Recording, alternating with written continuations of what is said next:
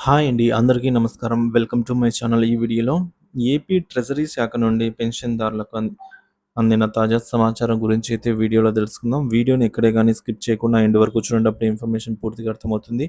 అలాగే వీడియో చూస్తున్న ప్రతి ఒక్కరు వీడియోకైతే లైక్ చేయండి ఫ్రెండ్స్. ఈ వీడియోని తోటి పెన్షన్ మిత్రులతో అయితే షేర్ చేయండి. కొత్తగా మన ఛానల్‌ని చూస్తున్నవారు సబ్స్క్రైబ్ చేసుకోకుంటే వెంటనే మన ఛానల్‌ని అయితే సబ్స్క్రైబ్ చేసుకోండి. సో, దీని ద్వారా నేను చేసే లేటెస్ట్ వీడియోస్ అన్నీ ముందుగా మీ వరకు రీచ్ అవుతాయి. ఆలస్యం చేయకుండా వీడియోలోకి వెళ్ళిపోదాము. ఆంధ్రప్రదేశ్ రాష్ట్ర పెన్షనర్లకు ముఖ్యమైన ఇన్కమ్ ట్యాక్స్ సమాచారం అయితే విడుదలైందండి. సో, రాబోయే నెలల్లో పెన్షన్‌లో ఉండే మార్పులు, ట్యాక్స్ మినహాయింపులు మరియు లైఫ్ సర్టిఫికేట్ సబ్మిట్ చేయడం వంటి అంశాల గురించి అయితే ఇక్కడ మనము పూర్తిగా తెలుసుకుందాము.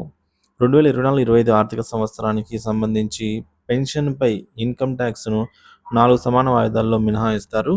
ఈ మినహాయింపులు నవంబరు, డిసెంబరు, జనవరి, ఫిబ్రవరి నెలల్లో జరగనున్నాయి. పెన్షనర్లు పాత ట్యాక్స్ పద్ధతిని ఎంచుకునే అవకాశం ఉన్నందున పాత విధానంలో ఉన్నవారు ఇన్కమ్ ట్యాక్స్ మినహాయింపుల నుంచి లాభం అయితే పొందవచ్చు. ప్రభుత్వం ట్యాక్స్ విధానంలో ఈ మార్పులు ప్రవేశపెట్టిన పెన్షనర్లకు వేరే వాయిదాల్లో ట్యాక్స్‌ను చెల్లించడానికి వీలుగా అయితే ఈ చర్యలను తీసుకుంటోందండి. ముఖ్యంగా రూ. 7,75,000 కంటే తక్కువ ఆదాయం ఉన్న పెన్షనర్లకు ట్యాక్స్ నుంచి మినహాయింపు అయితే ఉంటుంది. పెన్షనర్లకు లైఫ్ సర్టిఫికేట్, జీవన ప్రమాణ పత్రం సబ్మిట్ చేయడం ఒక ముఖ్యమైన అంశము.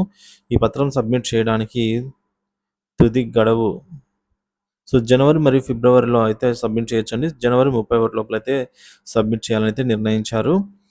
ఈసారి పెన్షనర్లు తమ దగ్గరలోని బ్యాంకు లేదా సీఎస్‌సి సెంటరు లేదా సర్టిఫికేట్‌ని అక్కడ కూడా సబ్మిట్ చేయవచ్చు.